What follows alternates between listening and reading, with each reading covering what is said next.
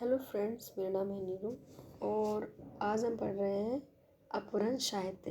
Friends, अपभ्रंश साहित्य पे 2 वीडियो आ चुकी है, पार्ट 1 पार्ट 2 और इसका पार्ट 3 है। अभी अलग अलग पार्ट में मतलब डिवाइड मैंने इसलिए किया है ताकि ये वीडियो बड़ी ना लगे, क्योंकि एक वीडियो में पूरा अपभ्रंश साहित्य को पढ़ते हैं तो बहुत ज़्यादा ये बड़ा लगेगा आपको और वो समझ भी नहीं आएगा। अगर हम इसे छोटे छोटे पार्ट में डिवाइड करते हैं तो जल्दी समझ आ जाता है। ठीक है, तो ये इसका 3rd पार्ट है। अब इसमें पॉइंट्स लिखे हुए हैं, आप चाहो तो इन पॉइंट्स को कहीं नोट डाउन कर सकते हो, क्योंकि जिससे डायरेक्ट क्वेश्चन बन रहे होते हैं। ठीक है, और ये बुक से है। बुक का नाम मैं आपको पहले भी बता चुकी हूँ, अभी भी बता देती हूँ। ये सरस्वती पांडे की बुक है। ये बहुत ही अच्छी बुक है। ये इसका नाम है हिंदी भाषा एवं साहित्य। ठीक है, बहुत अच्छी बुक है। आप चाहो तो इस बुक से भी परचेस कर सकते हो, पढ़ सकते हो। अगर नहीं भी कर सकते हो तो मैं इस बुक से ही आपको करा रही हूँ। इसमें लिखा है कि आचार्य रामचंद्र शुक्ल ने अपने इतिहास में आदिकालीन रचनाओं को 2 भागों में विभक्त किया है, मतलब कि बांटा है। किसने? आचार्य रामचंद्र शुक्ल ने। अब आपसे पूछते हैं कि आचार्य रामचंद्र शुक्ल ने जो रचनाएं हैं, आदिकालीन रचनाएं 2 भागों में बांटे। वो 2 भाग कौन कौन से हैं? तो अपभ्रंश है और देश भाषा है। देश भाषा को हम बोलचाल की भाषा कहते हैं। आचार्य रामचंद्र शुक्ल ने 12 मतलब आचार्य रामचंद्र शुक्ल ने 12 रचनाओं को ही साहित्य में स्थान दिया है। आचार्य रामचंद्र शुक्ल ने 12 रचनाओं को ही साहित्य में स्थान दिया है। और इसमें लिखा है कि अपभ्रंश की रचनाएं। अपभ्रंश की रचनाएं आपको बताई जा रही है कि पहली रचना है आपकी विजयपाल रासो। पहली रचना है कौन सी है? विजयपाल रासो है पहली रचना। फिर है हमीर रासो, फिर है आपकी कीर्तिलता और कीर्ति पताका। ये अपभ्रंश की रचना है, इसमें बताइए। ठीक है, आगे दिया है आपको देश भाषा काव्य की रचना है। देश भाषा या फिर मतलब बोलचाल की भाषा कह सकते हो आप इसको। तो इसमें है खुमान रासो, विशलदेव रासो, पृथ्वीराज रासो, जयचंद्र प्रकाश, जयमयंक, जस चंद्रिका, परमाल रासो, जैसे आला का मूल रूप है ये आला का, खुमार, खुसरो की पहेलियाँ और विद्यापति पदावली। ठीक है, ये 8 इसमें दी गई हैं। ये है देश भाषा, मतलब इनकी जो ये रचनाएं हैं इनकी भाषा थी बोलचाल की भाषा है, देश भाषा। अपभ्रंश की जो भाषा है रचनाएं हैं वो है आपकी विजयपाल रासो, हमीद रासो, कीर्तिलता का कीर्ति पताका। ठीक है, ये अपभ्रंश की मतलब अपभ्रंश की रचनाएं बताई गई हैं। आगे दिया है आचार्य हजारी प्रसाद द्विवेदी। अब तक हमें पढ़ रहे थे आचार्य रामचंद्र शुक्ल के बारे में, अब आगे आपके हजारी प्रसाद द्विवेदी। आचार्य हजारी प्रसाद द्विवेदी ने आदिकाल के अंतर्गत 9 कवियों को शामिल किया है। कितने कवियों को शामिल किया है इन्होंने? 9 कवियों को इन्होंने शामिल किया है। ठीक है, आदिकाल के अंतर्गत। आगे दिया है, आप इसे नोट डाउन करते जाना फ्रेंड्स। ये पॉइंट्स हैं जिससे कि डायरेक्ट क्वेश्चन बनते हैं। बार बार मैं आपको यही बोलती हूँ कि क्वेश्चन कहीं से भी कुछ भी आ सकता है। ठीक है, तो हम किसी पॉइंट को छोड़ नहीं सकते। जो ज़्यादा एकदम इम्पोर्टेंट नहीं हो उसकी बात अलग है, बट कुछ थोड़े से अलग होते हैं तो वो कहीं से भी प्रश्न पूछ लिया जाता है आपसे। ठीक है, अब आगे दिया है इसमें हेमचंद गुजरात के सोलंकी राजा सिद्धराज जयसिंह और उनके भतीजे कुमारपाल के राज दरबार में रहते थे। हेमचंद, आपसे पूछ लेंगे हेमचंद किसके दरबारी कवि थे? ठीक है, किसके दरबार में रहते थे ये और कहाँ के थे? तो ये गुजरात के थे। ठीक है, सोलंकी राजा के दरबार में रहते थे। आचार्य के व्याकरण का नाम सिद्ध हेमचंद शब्दानुशासन था। आचार्य के जो व्याकरण का नाम क्या था? सिद्ध हेमचंद शब्दानुसार था। हेमचंद का व्याकरण सिद्ध हेम नाम से प्रसिद्ध हुआ था। हेमचंद का जो व्याकरण था वो किस नाम से प्रसिद्ध था? सिद्ध हेम से प्रसिद्ध था। आप इसके नाम को याद रख सकते हैं क्योंकि ये इन्हीं के नाम पे ही व्याकरण का नाम दिया गया है। आगे है सिद्ध हेम में संस्कृत, प्राकृतिक और अपभ्रंश तीनों का समावेश आपको मिलता है। जो इनकी व्याकरण की किताब का नाम जो दिया है आपको सिद्ध हेमचंद जो नाम दिया गया, सिद्ध हेम नाम से प्रसिद्ध है और इसके अंदर 3 आपको भाषाएं मिलती हैं, संस्कृत, प्राकृतिक और अपभ्रंश तीनों का ही समावेश मिलता है। हेमचंद प्रसिद्ध हेमचंद प्रसिद्ध जैन आचार्य थे और इनका जन्म 1088 ईस्वी में हुआ था। हेमचंद के अन्य पुस्तकों का नाम आपको दिया गया है, आप पढ़ सकते हो। कुमारपाल चरित्र, योग शास्त्र, प्राकृतिक व्याकरण, छंदो अनुशासन और देशी नाम माला कोश। ठीक है, ये इनकी पुस्तकों के नाम हैं, आपको नोट डाउन भी कर सकते हो वहीं पर। आगे दिया है आपको, हेमचंद को प्राकृत का पाणिनि भी माना जाता है। हेमचंद को प्राकृत का पाणिनि भी माना जाता है। अपने व्याकरण के उदाहरण के लिए हेमचंद ने मठों के समान एक दिव्याश्रय काव्य की भी रचना की है। ठीक है, सोमप्रभा सूरी गुजरात के एक प्रसिद्ध जैन साधु थे। सोमप्रभा कौन थे? ये गुजरात के एक प्रसिद्ध जैन साधु थे ये, जिनका आविर्भाव 1252 विक्रम संवत में माना जाता है। ठीक है, इसके डेट को नोट डाउन कर लेना, 1252 विक्रम संवत में माना जाता है। जो सोमप्रभा सूरी ने कुमारपाल प्रतिबोध 1241 विक्रम संवत नाम एक गद्य पदमय संस्कृत प्राकृतिक काव्य लिखा गया है। इससे मेरे को नहीं लगता कोई प्रश्न बन सकता है, बट हो सकता है कहीं से भी प्रश्न आ जाता है, जैसे मैंने आपको बताया है। ठीक है, तो फिर भी आप चाहो तो इसको नोट डाउन कर सकते हैं, बट अब तक ये प्रश्न कहीं देखा नहीं गया है। मैंने जितने प्रीवियस पेपर देखे उसमें तो खैर मुझे नहीं मिला है, बट ऐसा होता है कि जो नहीं आया है वो कभी आ सकता है, तो इसको आप इग्नोर मारने से अच्छा है कि आप इसको लिख लेना। बट थोड़ा सा लग रहा है कि इसके बारे में कम पढ़ा होगा मेरे हिसाब से। अगर आप लोगों ने पढ़ा होगा तो ज़रूर इनके बारे में आप जानते होंगे। ठीक है, आगे आपको दिया है कि जैनाचार्य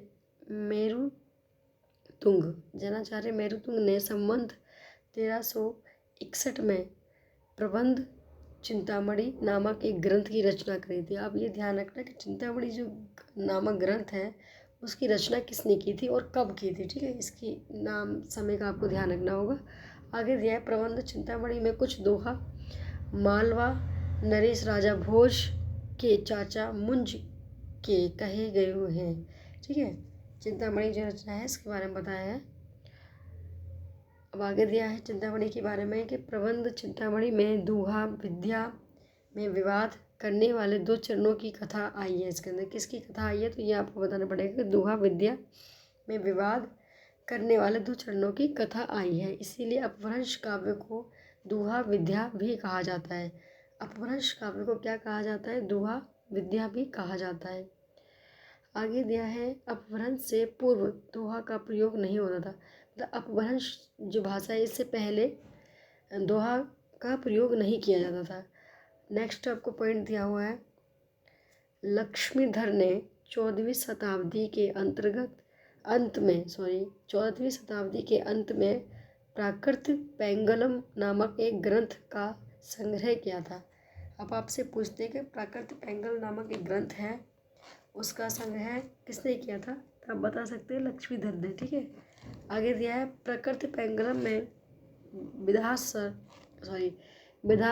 विद्याधर सांगधर और जलंधर नहीं है, जजल है और बब्बर। ठीक है, नाम थोड़े लगे, विद्याधर, सांगधर, जज्जल और बब्बर आदि कवियों की रचनाओं को संकलित किया गया है। किसके अंदर किया गया है? ये प्राकृतिक पेंगलम में किया गया है।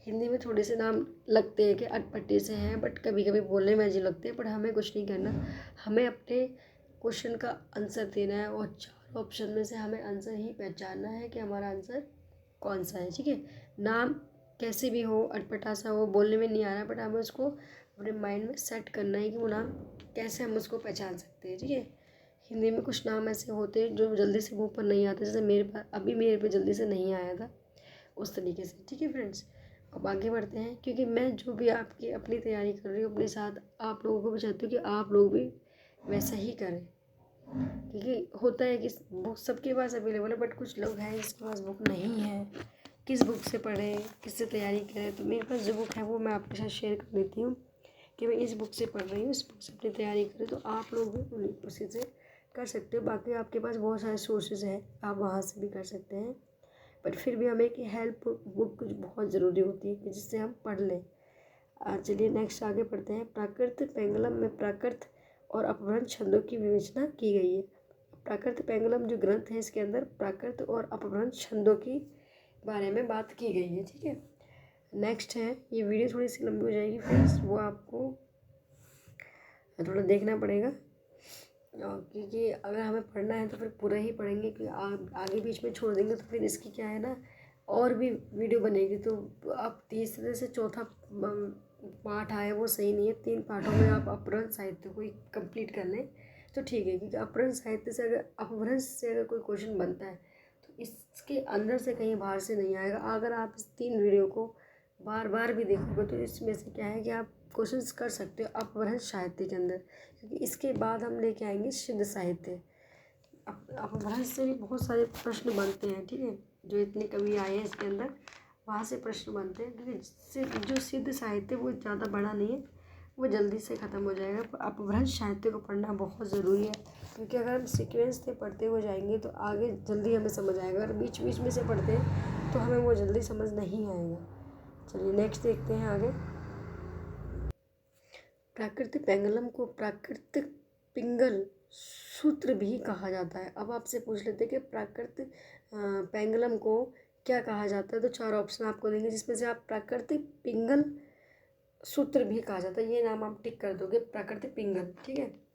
प्राकृतिक पिंगल सूत्र भी कहा जाता है, इसके नाम पर ये वो प्राकृत आगे लगा के कुछ पीछे अलग लगा सकता है, इसलिए आपको पता होना चाहिए प्राकृतिक पिंगल सूत्र कहा जाता है इसको, ठीक है।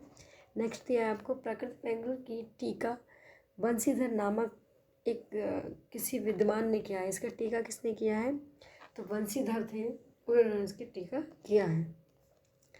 आगे दिया है आपको दिया है, आगे का पॉइंट है, सांगधर ने सांगधर पद्धति के नाम से एक सुभाषित संग्रह बनाया। सांगधर पद्धति में बहुत से सावर मंत्र और भाषा चित्र काव्य भी दिए गए हैं, तो आप इसे नोट डाउन करते जाना। आचार्य शुक्ल ने प्राकृत पेंगलम के कुछ छंद के आधार पर हमीर रासो ग्रंथ के अस्तित्व को कल्पना की, जिसका रचनाकार सांगधर को बताया गया है, ठीक है।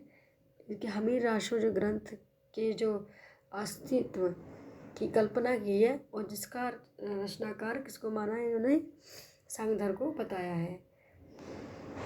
आगे दिया है राहुल संक्रांत के बारे में, तो राहुल संक्रांत आगे इसमें मिस प्रिंट हो रहा है, कुछ पता नहीं चल रहा है क्या लिखा हुआ ये, आप देख लेना। राहुल संक्रांत ने जज्जल नामक, हाँ नहीं हुआ, तो राहुल संक्रांत ने जज्जल नामक किसी कवि को इसका रचयिता घोषित कर दिया, ठीक है, इसके रचयिता घोषित कर दिया।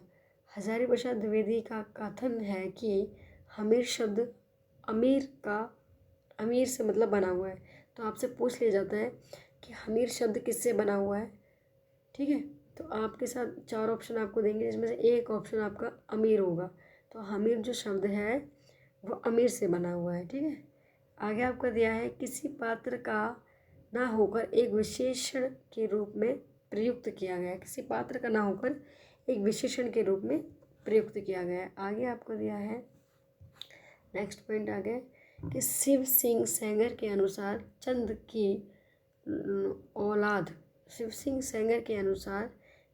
की औलाद में सांगधर कवि हुए थे, जिन्होंने हमीर गैरा और हमीर काव्य भाषा में बताया था। सांगधर पद्धति संस्कृत भाषा में लिखा एक पदकोश है ये, किंतु बीच बीच में देश भाषा के वाक्य भी इसके अंदर आए हुए हैं, ठीक है। तो ये तो हो गए फ्रेंड्स आपका अपभ्रंश साहित्य कंप्लीट 3 वीडियोस में हो गई है, एक पार्ट और दूसरा पार्ट इसकी वीडियो में डाल चुकी हूँ, ये है आपका तीसरा पार्ट। आप इसको क्या करोगे, आप अगर देखना है तो पहला दूसरा तीसरा पार्ट पूरा देखना, तब तो आपका अपभ्रंश साहित्य कंप्लीट हो जाएगा। और हाँ, ये मैंने बुक से कराया है, तो आप मतलब लिखे हुए में कुछ भी गलत नहीं है। हो सकता है मेरे को बोलने में कहीं पे कोई वर्ड ऐसा हो जो नहीं भी समझ आया हो आप लोगों को, तो आप लिखा हुआ है, इससे आप अपने नोट्स बना सकते हो, ठीक है। हो सकता है कि मैं आपको अच्छे से नहीं समझा पाई हूँ, तो हर किसी का समझने और समझाने का तरीका अलग होता है, तो मैं आपके साथ इसीलिए शेयर कर रही हूँ ताकि आप इसको पढ़ें और वीडियो को देखें और अपने नोट्स इससे बना लीजिए, क्योंकि डायरेक्ट इसके अंदर लिखे और डायरेक्ट प्रश्न बनते भी हैं यहाँ से। ओके, आपको अगर ये वीडियो थोड़ी सी भी अच्छी लगी तो प्लीज़ लाइक ज़रूर करना, चैनल को सब्सक्राइब करना, ताकि इस टाइप की वीडियो मैं और बना सकूँ। Okay, bye.